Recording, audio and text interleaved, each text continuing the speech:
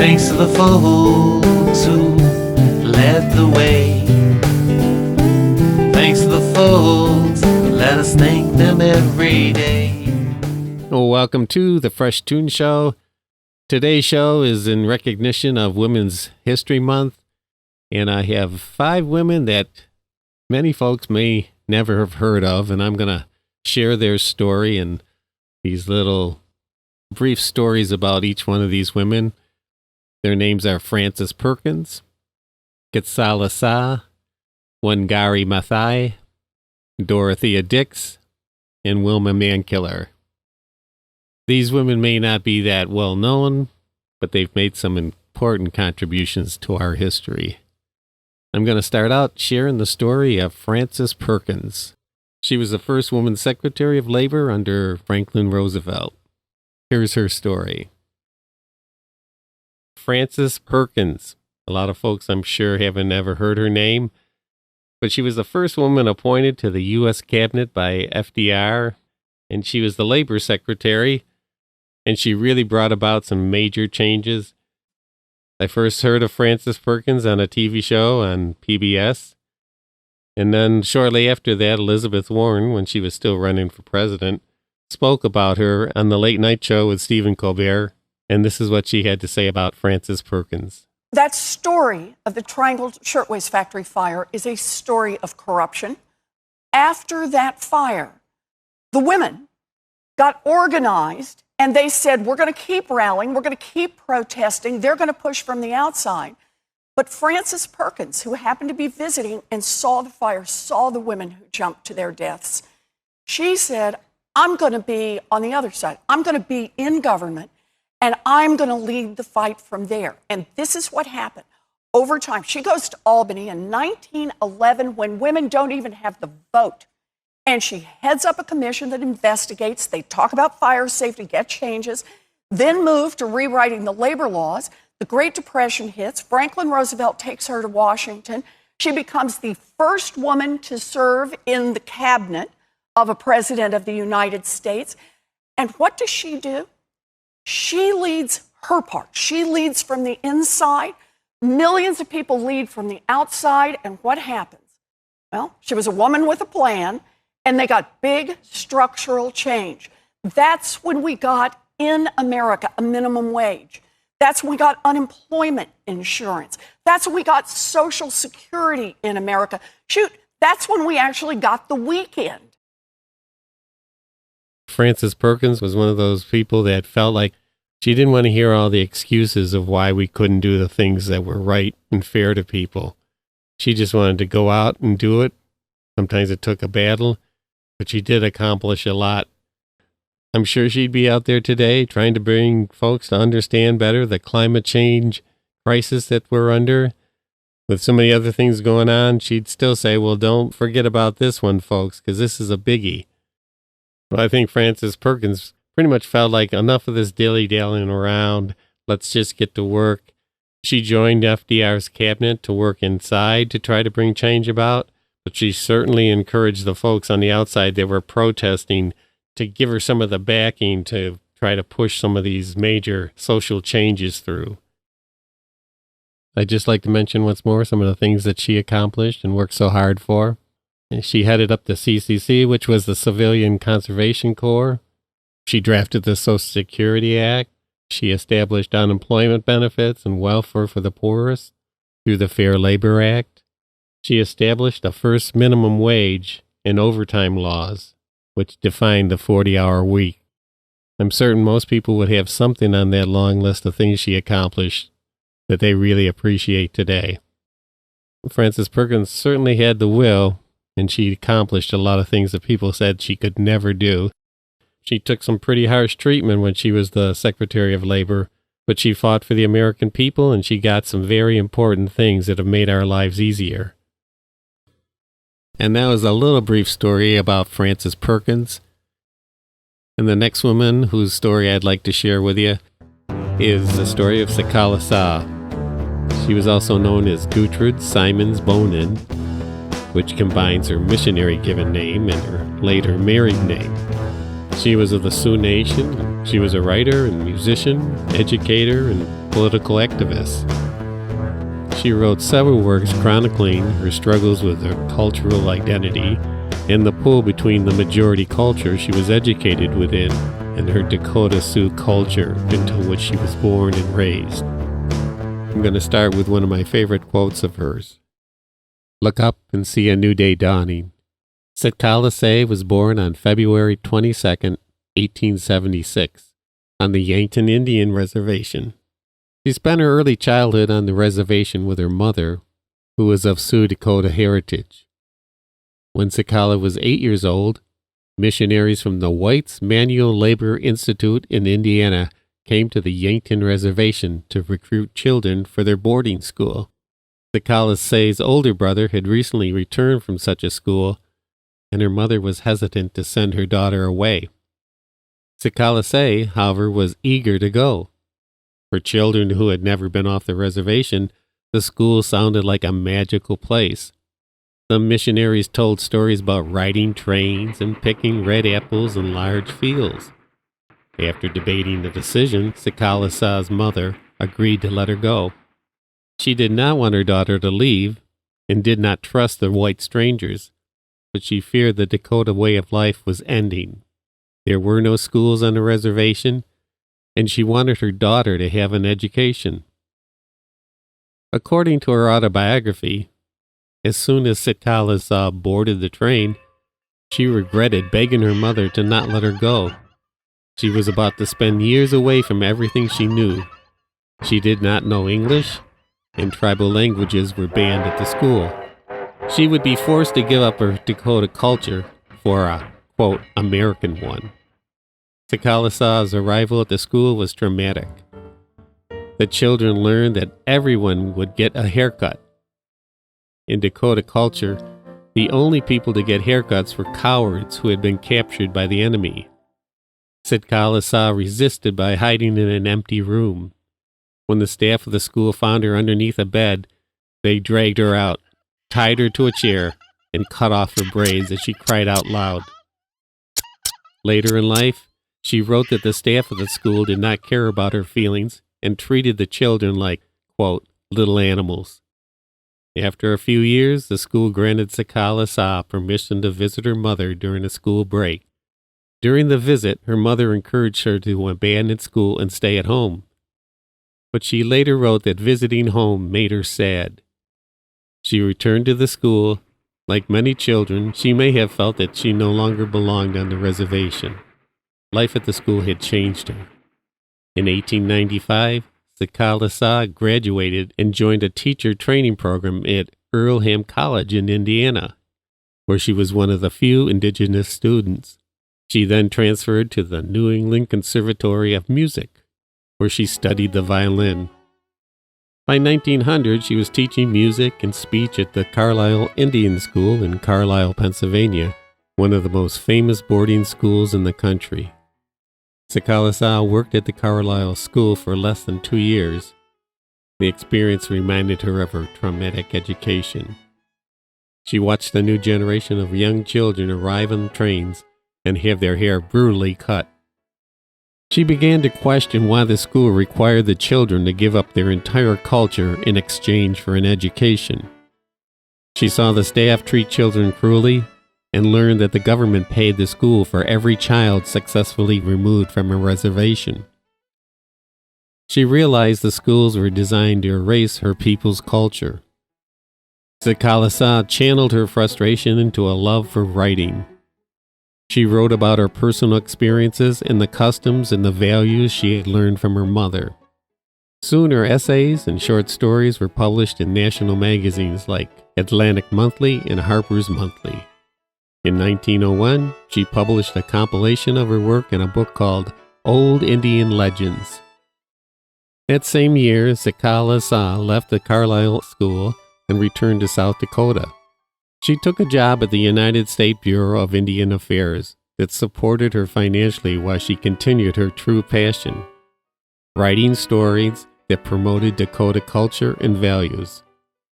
While working at the Bureau, Kitkala-Sa met fellow employee Raymond Talafis Bonin. They were married in 1902 and had one son, whom they named Raymond. The family moved to Utah, where Kitkala-Sa worked as a teacher. She did not teach at a boarding school, but at a school on the Ute Reservation where children lived at home. While teaching, she met William Hansen, a music professor at Brigham Young University. With William's help, Kitkala-Sa combined her love of music and writing. She wrote The Sundance, an opera based on her essays. It was the first published opera written by a person indigenous to North America. Because many indigenous customs were passed down orally through music, Kitkala-Sa believed it was a powerful way to share her family's value and reach a new audience. Kitkala-Sa would spend the rest of her life trying to preserve the custom of the indigenous people of North America. And that was the story of Kitkala-Sa. And moving right along, I'm going to tell the story of Wangari Maathai, who was a very important social activist and environmentalist in Africa. So here's her story. Wangari actually introduced the idea of community-based tree planting. She was the founder of the Greenbelt movement. She developed this idea into a broad-based grassroots organization whose main focus is poverty reduction and environmental conservation through tree planting. This woman just started in a very small process of gathering some people together and planting trees. And now that movement has grown into thousands of people, creating this green wall across Africa of 6,000 miles of planting trees and trying to hold back the Sahara Desert from just taking over the whole continent of Africa. Wangari Maathai, or I should say Professor Maathai, she received her doctorate in biological science, and she certainly planted a lot of seeds with love. One of her quotes is, "When we plant trees, we plant the seeds of peace and hope." Well, I should mention that Professor Maathai was from Kenya, and in 2004 she received the Nobel Peace Prize, which really brought her to the forefront of the environmental movement. I'm sure that she'd be out there fighting today, doing everything she could to make this planet green. Unfortunately, she died in 2011. And one of the things that she said was, "We cannot tire or give up. We owe it to the present and future generations of all species to rise up and walk." When she started out planting trees with her friends and neighbors, and people really didn't understand what she was trying to do. But she knew that sometimes you just have to do what you can do, and you can't think about a gigantic project when you start out. You start something as big as the Green Belt movement, and you start off small. You've got to really believe in what you're trying to do. And as you're working so hard at something, it'll feed back to you and give you love for the project that you're working on. Professor Maathai, who once said, "We can love ourselves by loving the earth." Well, I read something interesting the other day as I was doing some research on Professor Maathai, and it was about the Great Green Wall that's being built. It's a wall of trees across the whole 6,000 miles across Africa that's trying to prevent the expansion of the Sahara Desert that's really devastating the area. A lot of it's the effects of climate change, and it's been causing a lot of hunger and poverty for the people there. And this has created masses of people migrating to Europe to basically to escape starvation. Thank you to Professor Wangari Maathai and all the other folks that have helped to contribute to the environmental movement that's trying to limit the effects of climate change. Thank you. That was the story of Wangari Maathai. The next woman I would suspect most people haven't heard of. I might have heard of her because I worked in the psychiatric field for many years as a rehabilitation counselor at Rochester Psychiatric Center. Her name is Dorothea Dix, and here's her story. Dorothea Dix lived in the 1800s. She lived to about 85, and she worked most of her life advocating for the mentally ill and for prisoners. She started out as a teacher, but she was really recognized for being a pioneer of nursing and care for those with mental health issues. She really worked hard at it and worked to improve the conditions in the jails, which was kind of unusual in the 1800s. Dorothea had changed her career over from teaching at the age of 39 to focusing more on nursing. She was actually a teacher in a correctional women's facility for many, many years, but realized there was a real need for working with folks with mental health issues. And at that point in the mid-1800s, anybody with mental illness was in the prisons, which she thought was pretty crazy. And she started to advocate for some better facilities for folks that needed extra care and help with their mental health issues, because at that point they were all lying in the filth and without adequate clothes and abused physically and sexually in these prisons. So she figured that she should work towards getting those folks out of those prisons and at the same time helping the prisoners realize a better experience, a better living situation. So for the next few decades of her life, she worked really hard to make better living conditions for both the mentally ill and prisoners at that time. Before she was done with this stage of her life, she established 32 new hospitals across the country, and that really started to relieve some of that situation for folks that were just living in terrible conditions. She probably realized she wasn't going to change the whole world, but she just did what she could do. By the mid-1800s, there were facilities for, quote, the insane and destitute. And it wasn't just across the United States and Canada. There were also 13 other European countries that picked up what she was working towards and started to have some really better facilities for caring for the, quote, mentally ill. She was certainly a woman ahead of her time, and she advocated for the national governments to be involved with mental health. It took a lot of courage to stand up and be the love that she wanted to be. I'm sure she got intimidated a lot of times for what she was working towards. She contributed to the formation of the U.S. Army Nurse Corps during the Civil War. At that time, only male nurses were accepted in the Army nursing duties. But she came in and convinced some of the military officials that women could also do the job perfectly well, and recruited 2,000 women to be part of that nursing force. She kind of had a tough demeanor about herself, and she had a nickname, Dragon Dix, because she was pretty tough sometimes. But she got her job done, and she got respected for it, and was a big contributor to the Union forces during the Civil War. Through that whole time period, somehow she hung on to her hope. She kept it close to her, and she was a social reformer all throughout her life.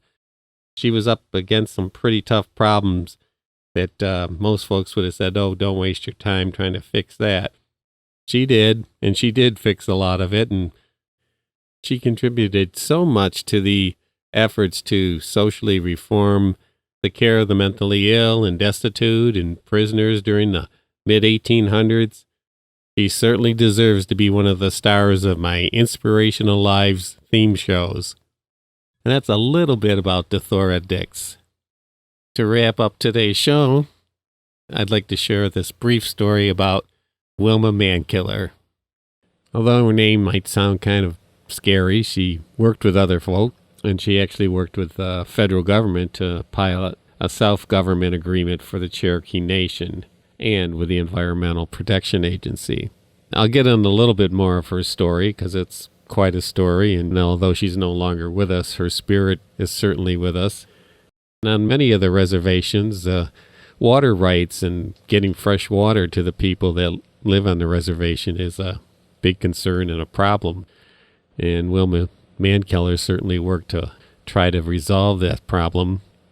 She's probably best remembered as the first principal chief of the Cherokee Nation, but her life, in particular her early life, back in 1969 when she joined the Alcatraz occupation, she was just 24 at the time, but so much was going on in the nation at that time. But she realized when she joined that group that it really brought attention to the problems with the reservation and the living conditions of so many Native Americans, that it changed her life and she became a lifetime activist. Most of her efforts were focused on education and job training and overall health care for her people. She really believed in the strength of her people and that the Cherokee Nation could once again offer a fuller life for all the members of the Cherokee Nation and fuller life for all Native Americans. Well, in 1985, when Wilma Mankiller ran for the principal chief of the Cherokee Nation, first time a woman ever even had tried to run as the principal chief, there was a lot of sexism in the Cherokee Nation. Her life was threatened, but she fought and eventually beat out the normally expected competition. And then she went on to represent the Cherokee Nation in a very effective way.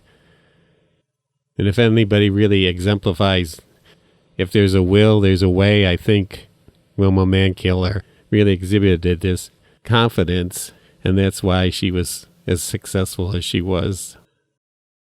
Well, Wilma Mankiller fought really hard to break down the sexism that existed in the Cherokee Nation.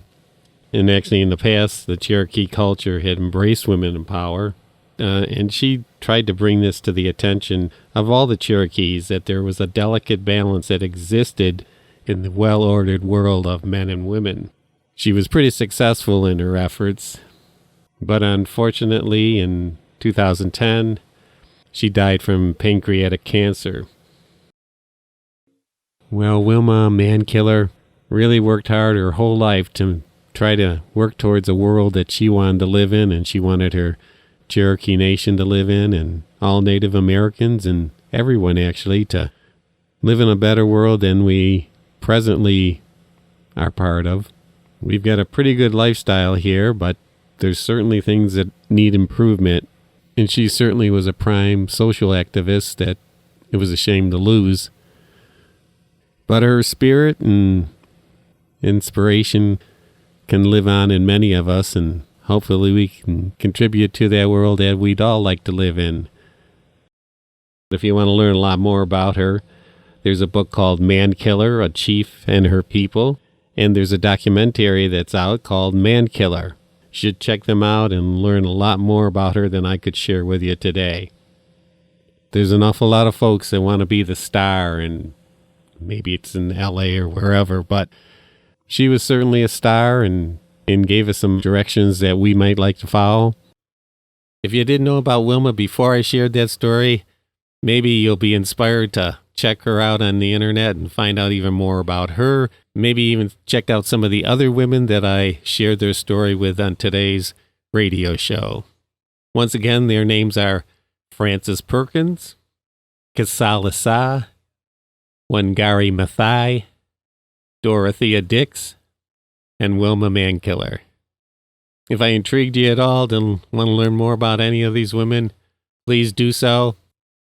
I'm really glad I had this opportunity to share some of the stories of women that maybe don't have the name recognition of a lot of women that I've done inspirational live stories about. But I think it's a lot of women that have contributed to our growth, and more of them need to be recognized. And I guess that's it for today. I hope you enjoyed today's show and you learned a little bit about some women that you may never have heard of before. Have a great week. Be creative. Contribute where you can. And let's keep moving forward. So long now. Bye.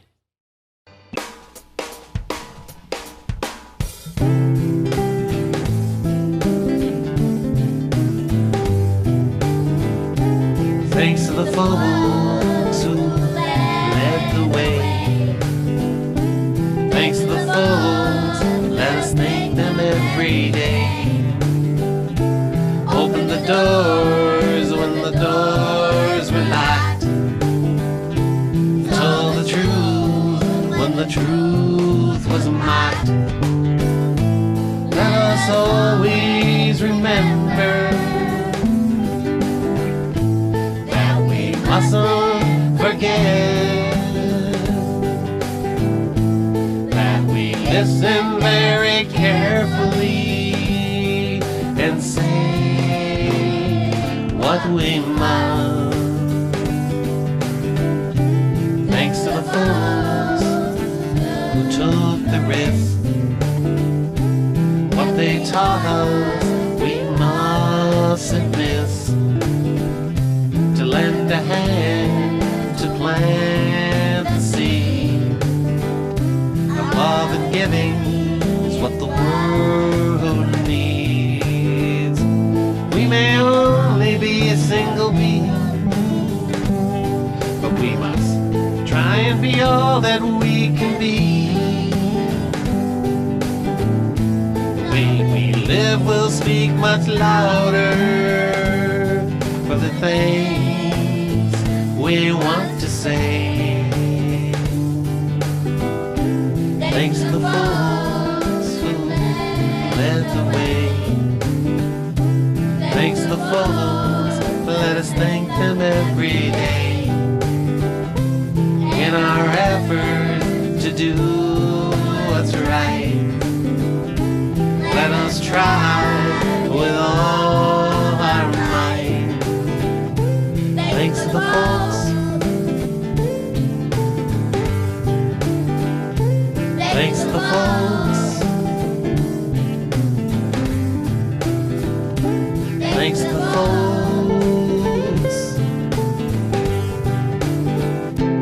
Thanks to the folks. Let us thank them every day.